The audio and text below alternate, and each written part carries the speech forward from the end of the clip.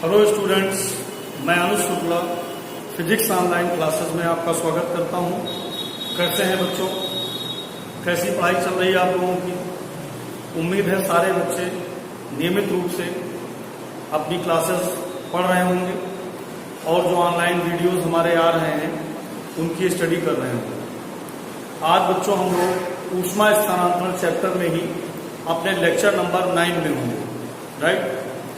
Lecture number 8 में मैंने आप लोगों को पढ़ाया था स्टीफन का नियम। स्टीफन के नियम में मैंने आपको बताया था कि स्टीफन ने अपना जो नियम खास तौर पे दिया था वो कृष्णिकाओं के लिए दिया था और उन्होंने कहा था कि किसी कृष्णिका के एकांक क्षेत्रफल से 1 सेकंड में उत्सर्जित विकिरण ऊर्जा की मात्रा उसके परम ताप के चतुर्थ घात के अनुक्रमानुपाती होती है, यानी capital E proportional capital T की पावर 4, जहां कैपिटल E किसी कृष्णिका के एकांक क्षेत्रफल से 1 सेकंड में उत्सर्जित विकिरण ऊर्जा की मात्रा है, राइट। प्रोपोर्शन हटाया था तो हम लोगों ने स्मॉल सिग्मा लगाया था, E बराबर सिग्मा T की पावर 4। मैंने आपको बताया था जहां स्मॉल सिग्मा स्टीफन नियतांक कहलाता है, इसका मान 5.67 इंटू 10⁻⁻8 जूल प्रति मीटर स्क्वायर पर सेकंड केल्विन की पावर 4 होता है, राइट। लास्ट वीडियो में मैंने आपको बताया था। तो ये बेटा जो एनर्जी है ये किसी भी कृष्णिका के एकांक क्षेत्रफल से 1 सेकंड में उत्सर्जित विकिरण ऊर्जा की मात्रा है। अब यहां पर एक हम विशेष देखेंगे। वो विशेष क्या है?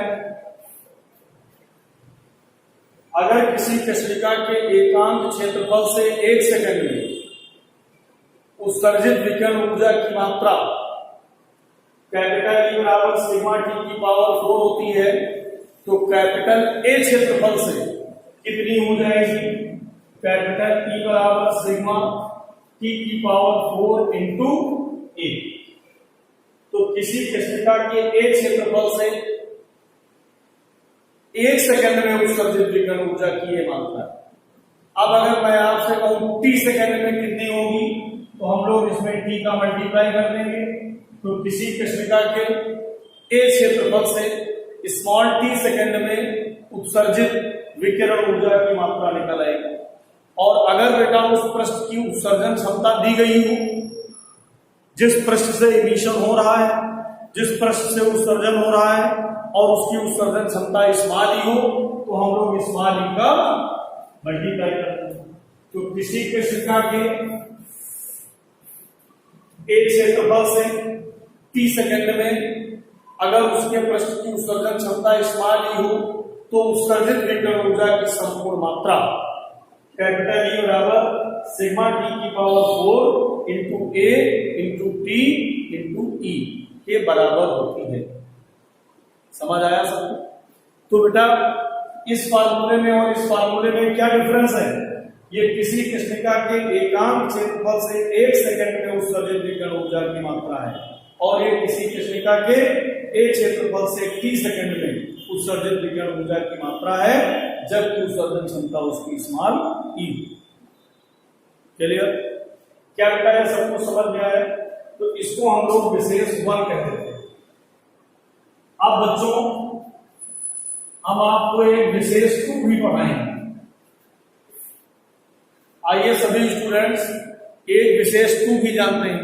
विशेष 2 क्या है? अगर कोई भी कृष्णिका है जो परम ताप कैपिटल T पर है, ये कोई कृष्णिका है जो परम ताप कैपिटल T पर है, राइट। और ये बेटा किसी ऐसे बॉक्स के अंदर रखी है, किसी ऐसे बॉक्स के अंदर रखी है जिस बॉक्स का ताप T डैश है। कितना है? T dash. क्लियर? तो यदि कोई कृष्णिका जिसका परम ताप कैपिटल T है किसी ऐसे बॉक्स में रखी है जिसका ताप T डैश है, ओके, तो ये कृष्णिका अपने ताप पर अपने ताप का, E बराबर सिग्मा T की पावर 4 विकिरण ऊर्जा का उत्सर्जन करेगी। ओके, और साथ ही ये जो बॉक्स है ये अपने ताप पर T डैश बराबर सिग्मा T डैश की पावर 4 विकिरण ऊर्जा का उत्सर्जन करेगी। तो कृष्णिका द्वारा उत्सर्जित विकिरण ऊर्जा की मात्रा ये है और बॉक्स द्वारा उत्सर्जित विकिरण ऊर्जा की मात्रा ये, राइट। दोनों अपने अपने ताप पर विकिरण ऊर्जा को उत्सर्जित करेंगे, रेडिएशन को इमिट करेंगे, राइट। अब जो ये कृष्णिका है बेटा, ये अपने ताप पर तो इतनी विकिरण ऊर्जा का उत्सर्जन करेगी और साथ में ही जो ये बॉक्स है ये जिस विकिरण ऊर्जा का उत्सर्जन कर रहा है that is sigma T dash की पावर 4, इस विकिरण ऊर्जा का अवशोषण भी करेगी। क्या करेगी? अवशोषण भी करेगी। तो नेट उत्सर्जन की दर क्या हो जाएगी? नेट उत्सर्जन की दर बराबर हो जाएगी सिग्मा T की power 4 minus sigma T dash की पावर 4, या हम लोग सिग्मा कॉमन ले लेंगे तो T की पावर 4 माइनस T डैश की पावर 4, ये नेट उत्सर्जित विकिरण ऊर्जा की मात्रा हो जाएगी। बात समझ में आई? तो विशेष नोट 2 बेटा क्लियर हुआ सबको? नोट करो बच्चों उसको। तो बेटा ये विशेष नोट 2 सबको समझ में आ गया, सारे बच्चों ने इसको नोट कर लिया है, बहुत अच्छी बात है। अब हम लोग अगले टॉपिक पे बढ़ेंगे। अगला टॉपिक है हमारा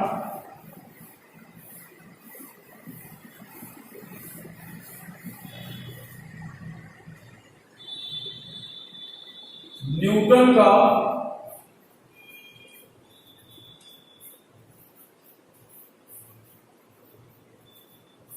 शीतलन नियम।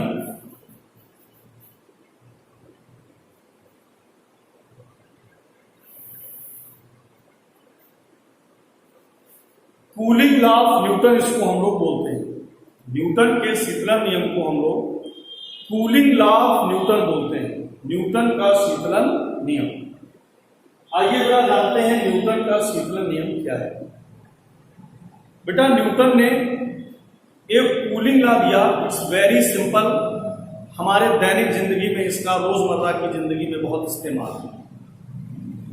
न्यूटन ने कहा कि जब किसी हम गर्म वस्तु, तप्त वस्तु वायु में ठंडा करते हैं। वायु में ठंडा करने का मतलब ये नहीं कि आपने उसको पंखे के नीचे रख दिया, कूलर के सामने रख दिया, ऐसा नहीं।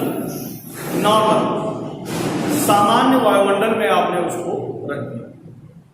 जैसे आपने क्या किया, किसी भगोने में दूध को गर्म किया, जब वो खौल गया तो आपने उसको ठंडा होने के लिए गैस से उतारकर बाहर कहीं रख दिया, अब वो ठंडा होने लगा। उस समय न्यूटन ने कहा कि जब किसी वस्तु को वायु में ठंडा किया जाता है तो उसके जो ठंडे होने की दर है,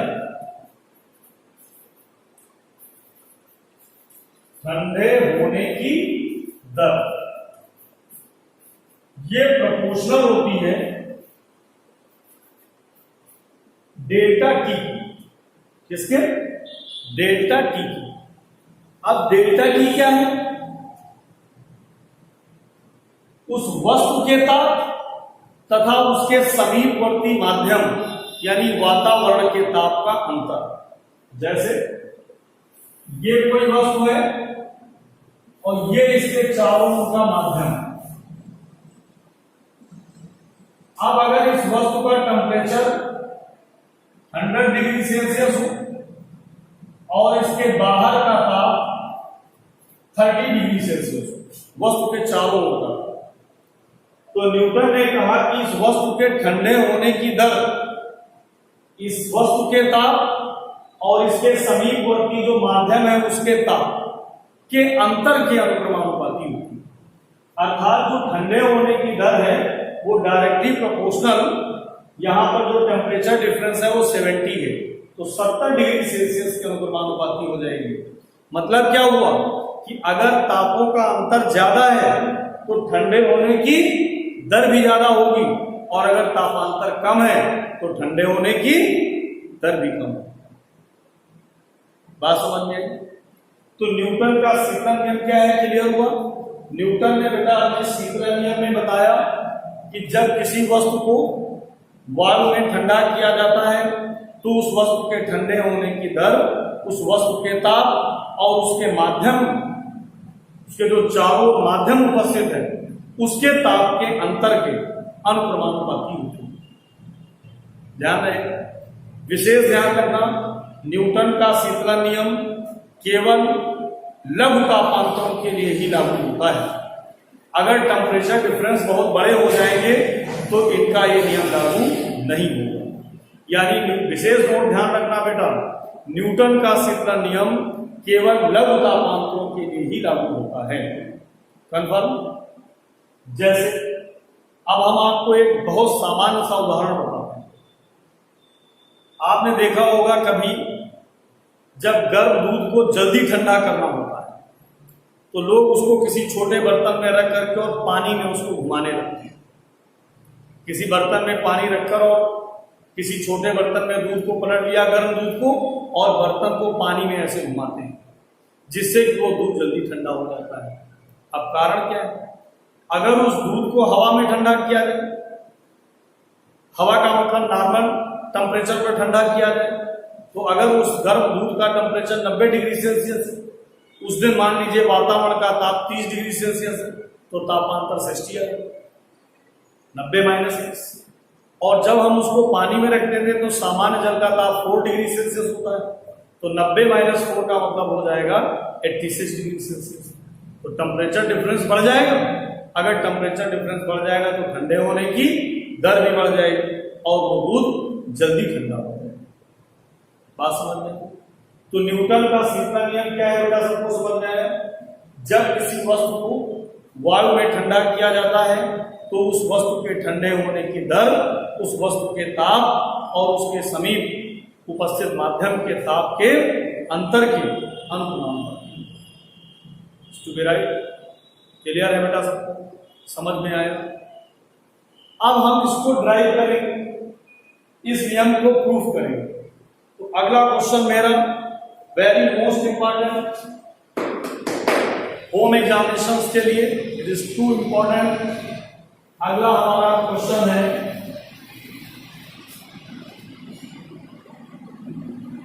स्टीफन के नियम से, स्टीफन के नियम से न्यूटन के शीतलन नियम की व्याख्या। शीतलन नियम की व्याख्या।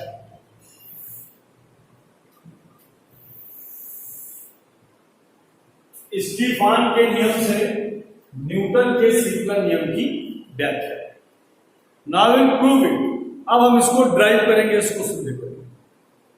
हमने माना कोई वस्तु है जो परम ताप T पर और किसी ऐसे माध्यम में रखी है जिस माध्यम का ताप कितना है, T डैश। यदि T is greater than T dash तो T माइनस T डैश बराबर डेल्टा T, तो T बराबर T डैश प्लस डेल्टा। चलिए समझ में आ गया सबको? यदि हम ये मान लें कि इस वस्तु का ताप इसके समीपवर्ती माध्यम के ताप से ज्यादा है तो बेटा T में से T डैश से सब्ट्रैक्ट करेंगे तो तापांतर डेल्टा T मिल जाएगा, यानी T बराबर आ जाएगा T dash plus delta T। समझ में आता? ऊष्माधान की दर, ऊष्माधान की दर, या इसी को हम लोग कह सकते हैं ठंडे होने की दर। स्टीफान के नियम से ठंडे होने की दर जो होगी वो सिग्मा टी की पावर 4 माइनस टी डैश की पावर 4। अभी मैंने आपसे कहा था कि अगर कोई वस्तु जिसका परमताप T है किसी ऐसे बॉक्स में रखी है, किसी ऐसे स्थान में रखी है जिसका ताप T डैश है, तो उससे जो नेट उत्सर्जन की दर होती है वो सिग्मा टी की पावर 4 माइनस टी डैश की पावर 4 है। विशेष नोट 2 अभी मैंने आपको पढ़ाया। अब हम बेटा यहां पर टी का मान रख देंगे। जब आप यहां पर टी का मान रखेंगे तो यहां पर तो चलेगा क्या, यहां चलेगा ठंडे होने की दर सिग्मा टी की जगह पर बेटा कितना सब्स्टिट्यूट करोगे, T dash plus delta T की whole power 4 minus T dash की पावर 4। तो ये हो जाएगा सिग्मा, इसमें हम टी डैश कॉमन लेंगे, बाहर आने पर होल पावर 4 हो जाएगा 1 plus delta T upon T dash की whole power 4 minus T dash की पावर 4। जो हम कॉमन लेते हैं उससे सभी पदों को भाग करते हैं। तो जब टी डैश आपने कॉमन किया, टी डैश को टी डैश से डिवाइड किया तो 1 बचा यहाँ, और इसको डिवाइड किया तो डेल्टा टी बटे टी डैश, चूंकि बेटा होल पावर 4 लगेगी तो यहां भी लगा दी और यहां भी टी डैश होल पावर 4 बाहर आ गया माइनस टी डैश की पावर 4। अब देखिए यहां पर टी डैश की पावर 4 दोनों में फिर कॉमन मिल जाएगा, तो सिग्मा टी डैश की पावर 4 बाहर जाएंगे तो 1 plus delta T upon T dash की होल पावर 4 माइनस 1। समझ में आया? अब ये बन गया 1 प्लस, इसको कहते हैं x, इसको क्या मान ले x, तो 1 प्लस x और इसको मान ले n, तो ये बन जाएगा 1 प्लस x की होल पावर n, अर्थात 1 प्लस x की होल पावर n। इसका प्रसार हम द्विपद प्रमेय से करते हैं, बायनोमियल थ्योरम से करते हैं, द्विपद प्रमेय से करते हैं। जब इसको बेटा हम द्विपद प्रमेय से खोलेंगे तो 1 plus nx plus nn minus 1 upon factorial into X square plus and up to so on. इसको जब हम द्विपद प्रमेय से इसका विस्तार करेंगे, इसका प्रसार करेंगे, तो क्या हो जाएगा, लिखेंगे हम यहां 1 plus delta T upon T dash की होल पावर 4 का प्रसार द्विपद प्रमेय से करने पर, द्विपद प्रमेय से करने पर, तथा delta T upon T dash की उच्चतम घातों वाले पदों को छोड़ने पर डेल्टा टी बटे टी डैश ऑलरेडी बहुत कम है, जब इसका स्क्वायर करेंगे, इसका क्यूब करेंगे तो यह और छोटा हो जाएगा, इसलिए योग पर इसके मानों का कोई खास प्रभाव नहीं पड़ता है, क्योंकि जब द्विपद प्रमेय से खोलोगे तो पहले पद में x की घात 1 आएगी और अगले पद में x स्क्वायर आता है और फिर अगले में पावर 3 हो जाती है, फिर पावर 4 हो जाती है। तो ये डेल्टा टी बटे टी डैश के जो आगे के मान होंगे वो बहुत छोटे होंगे, इसलिए प्रसार केवल हम एक ही घात तक करते हैं, यानी x की पावर 1 तक ही करते हैं। तो जब बेटा इसको आप खोलोगे तो ये आ जाएगा ठंडे होने की दर बराबर सिग्मा 1 प्लस nx, यानी 1 प्लस 4 इंटू डेल्टा टी बटे T dash plus and up to so on, और लास्ट में ये -1 मिलेगा, ये -1 और ये +1 कैंसिल हो जाएगा, तो ये आ जाएगी ठंडे ठंडे होने की दर बराबर सिग्मा, और यहां पे टी डैश की पावर 4 भी सिग्मा के साथ में चल रहा था। सिग्मा टी डैश की पावर 4 इंटू ये 4 into delta T upon T dash plus है छोड़ देंगे, तो टी डैश की पावर 4 से एक टी डैश ये कैंसिल हो जाएगा, तो बचेगा सिग्मा टी डैश की power 3 into 4 into delta T. सिग्मा स्टीफान्यतांक, टी डैश माध्यम का ताप कांस्टेंट और 4 कांस्टेंट। अगर हम सारे कांस्टेंट हटा देंगे तो ठंडे होने की दर प्रोपोर्शनल किसके हो जाएगी, डेल्टा टी। तो ये न्यूटन का शीतलन नियम ड्राइव हो गया, ठंडे होने की दर प्रोपोर्शनल डेल्टा टी। इस प्रकार से न्यूटन के शीतलन नियम की सहायता से स्टीफान के नियम का प्रूवमेंट हो गया। किसकी सहायता से, न्यूटन स्टीफान के नियम से न्यूटन के शीतलन नियम की व्याख्या हो, स्टीफान के नियम से न्यूटन के शीतलन नियम की व्याख्या हो। क्लियर है बच्चों? तो इस प्रकार से उम्मीद है आज का ये वीडियो सभी बच्चों को अच्छा लगा होगा, समझ में आया होगा। सारे बच्चे इसी प्रकार से ऑनलाइन पढ़ते रहिए और आगे बढ़ते रहिए। बहुत बहुत धन्यवाद। That's all.